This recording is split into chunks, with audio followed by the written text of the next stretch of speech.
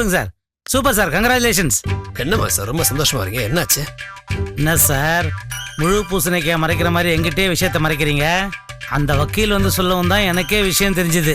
ஆனா அவன் பேர் கேட்டுக்காம விட்டுட்டேன் சார் நான். வக்கீலா? என்ன திடீர்னு வக்கீலுங்கிறீங்க?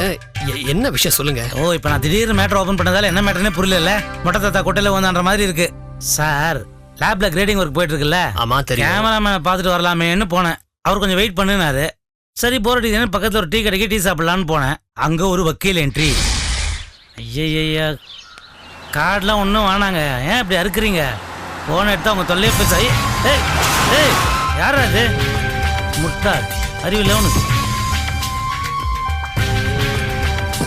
யோ இல்லையா, நீ தானே மாதுங்கிறது? அதாயா அந்த சினிமா டைரக்டர் பரத்தோட அல்லக்கை. ஏங்க பார்த்தா டீசெண்டாக இருக்கிறீங்க, மெட்ராஸ் பாஷெல்லாம் பேசுறீங்க நீங்க. யோ இந்த நக்கலா, ஒரு 4 நாளைக்கு ரூம் போட்டு நல்ல கும்முன்னு கும்மி துவச்சி காய போட்டா என்ன ஆகுது தெரியுமா? எனக்கு ஒண்ணுமே புரியல. பாக்குறதுக்கு தெலுங்கு பட வில்லன் மாதிரி இருக்கீங்க, பேசுறது தெலுங்கு வில்லனுக்கு தமிழ் டப்பிங் குரல் கொடுத்த மாதிரி பேசுறீங்க. அது என்னது சம்பந்தம் எல்லாம் பேசுறீங்க? கும்மி காய போடுறதுக்கு நான் என்ன துணியா? முதல்ல நீங்க யாரு, என்ன விஷயம் அதை சொல்லுங்க சார். நீ அந்த டைரக்டர் பரத்தோட ப்ரொடக்ஷன் மேனேஜர் மாது தானே? ஆமா. அப்போ நான் சரியான ஆள்கிட்ட தான் பேசிட்டு இருக்கேன். அவனை எல்லாத்தையும் நிறுத்த சொல்லு. என்ன சார் நீங்க மணிரத்னம் சார் படத்துல வர டைலாக் மாதிரி அவன் எல்லாத்தையும் நிறுத்த சொல்லுன்னு சொல்றீங்க? நானும் அதே பாணியிலே பதில் சொல்றேன். நிறுத்துறேன், எல்லாத்தையும் நிறுத்துறேன். ஆனா ஏன் நிறுத்தணும், எதுக்காக நிறுத்தணும், யாருக்காக நிறுத்தணும், எப்ப நிறுத்தணும்? என்ன நக்கல் பண்றியா? அப்புறம் எல்லாம் வேற மாதிரி ஆயிடும். ஆட்டோ டிரைவர் டைரக்டர் ஆகலாம், அத பத்தி எனக்கு கவலை இல்லை. ஆனா அவனுக்கு கோடீஸ்வரம் வீட்டு பொண்ணு கேக்குதா? சார்